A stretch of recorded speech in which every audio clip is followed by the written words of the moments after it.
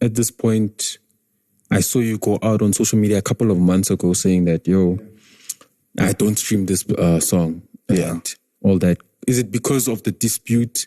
And you think, because sometimes when you're going through this dispute, to shake up, I'm just saying from my perspective, to shake up the other party, you need to show how strong your fan base is, like what Dave Chappelle had to do, you know.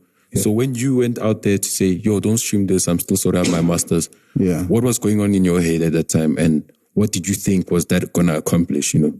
Yeah. I think at that stage, I'd realized, Guti, that project that I had to sweat so much for is not necessarily benefiting me. You know? Mm-hmm. It's in the wrong hands. And this came from, obviously, now the fact that I'm at school and I'm learning about a lot of these things, you know? Mm-hmm. So for me, it just felt like I don't want people who love and appreciate my music to go on and do something that doesn't necessarily trickle back towards me and improves my standard of living and makes sure that my entire estate is well taken care of. So that's the standpoint that I was coming from. So what, did you get advances or what? Like, how did they pay you for that? Who? Like, for having your album, your music, how did you didn't get compensated? No, nothing. How? That's impossible though. Nothing. Bro. You can't get nothing. But what do you mean in terms of... Did they give you any sort of money? Like, did they fund your project? Did they take care of your living? But that's why I want the project back, because they did nothing.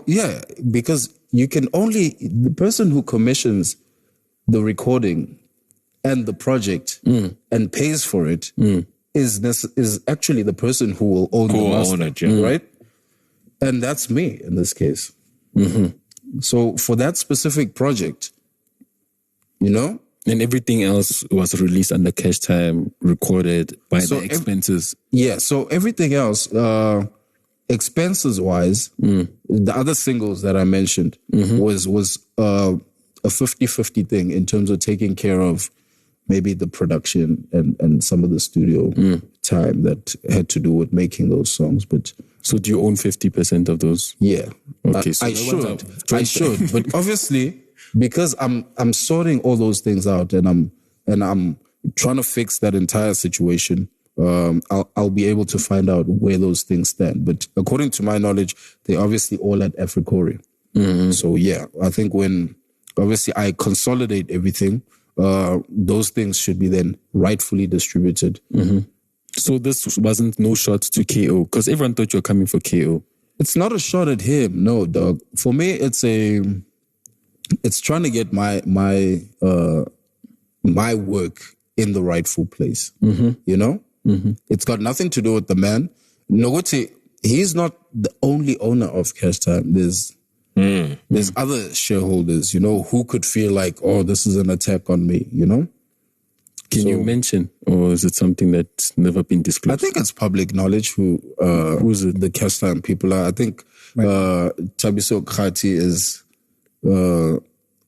a shareholder. If he still is, I don't know if he's still there. He was KO's manager, right? Yeah. Okay.